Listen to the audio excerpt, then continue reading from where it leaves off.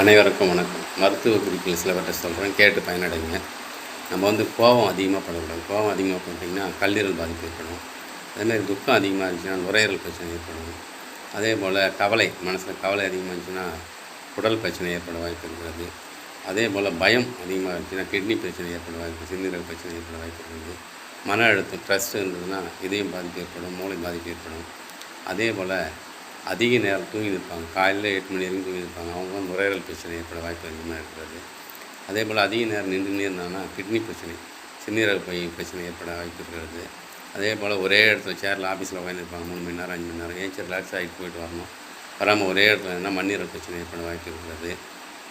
அதேபோல் அதிக உடல் உழைப்பு, அந்த வேலை செய்தலாம் இதையும் செய்தலாம் அதையும் செய்தலாம் அளவுக்கு மீறி எனர்ஜி வேஸ்ட் பண்ணி உடல் உழைப்பு செய்யலாம்னா கல்லீரல் பிரச்சனை ஏற்பட வாய்ப்பு இருக்கிறது. அதே போல் அதிக நேரம் தூங்காமல் நைட்டில் டிவி பார்க்குறது, செல்லு நோண்டுறது, இது மாதிரி இருந்தால் மூளை பாதிப்பு ஏற்பட்டு மாரடைப்பு வர வாய்ப்பு அதிகமாக இருக்கிறது. அதேமாதிரி சர்க்கரை வியாதிக்காரர்கள் அதிக நேரம் தூங்காமல் இருந்தாலும் மாரடைப்பு ஏற்பட வாய்ப்பு அதிகமாக இருக்கிறது. அதே போல் இதயம் பலப்படும், இதயம் நல்லா இயங்கிறதுக்கு மாங்கொட்டை பவுடர் ஆக்கி தேனில் கலந்து சாப்பிட்டோம்னா இதயம் பலப்படும், இதயம் நோய்கள் வராது. அதே போல் இருவாச்சி தழை ஊறுகாய் சாப்பிட்டோம்னா இதயம் பலப்படும். அதே போல் டெய்லி ஒரு இஞ்சி துண்டு வெண்ணும் இல்லாமல் சாறு முழுங்கினே வந்தீங்கன்னா இதயம் பலப்படும். அதேபோல் நுரையீரல் பலப்படுத்துறதுக்கு வில்வ இலையை கொதிக்க வச்சு வடிகட்டி குடிச்சுடுவாங்க, நுரையீரல் பலப்படும். அதேபோல் கல்லீரல் பலப்படுறதுக்கு நம்ம வரகு அரிசி அடிக்கடி சாப்பிடுவாங்க. அதேமாதிரி சுரக்காய் சாப்பிடுவாங்க. அதேமாதிரி கிட்னி பலப்படுறதுக்கு ஒரு இளநீரை வெட்டி கல்கண்டு போட்டுருங்க, அதில் காலையில் எழுந்துச்சி அந்த தண்ணி குடிங்க, கிட்னி சுத்தமாகி பலப்படும். அதேபோல் பீன்ஸை மாதத்துக்கு 2 டைமு கொதிக்க வச்சு வடிகட்டி மிக்சியில் போட்டு அடித்து அது விதைய எடுத்துடணும். மிக்சியில் போட்டு அடித்து காலையில் வெறும் வயிற்றில் குடிச்சிங்கன்னா கிட்னி சுத்தமாகிடும்.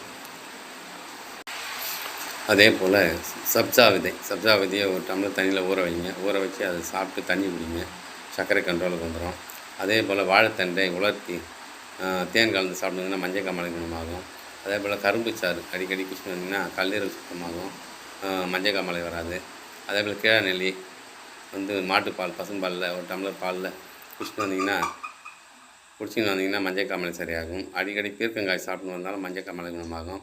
அதே போல் முத்துக்கொட்டை இலை துளிர், ஆமணக்கு இலை துளிர் சூடான பாலில் இல்லை சாதா பாலில் கூட அரைச்சி குடிச்சிட்டு வந்தீங்கன்னா மஞ்சள் காமாலை சரியாகிடும். நமக்கு சேனலை சப்ஸ்கிரைப் பண்ணுங்கள், லைக் பண்ணுங்கள், என்கரேஜ் பண்ணுங்கள். இன்னும் சில மருத்துவ குறிப்புகளோடு உங்களை சந்திக்கிறேன். நன்றி, வணக்கம்.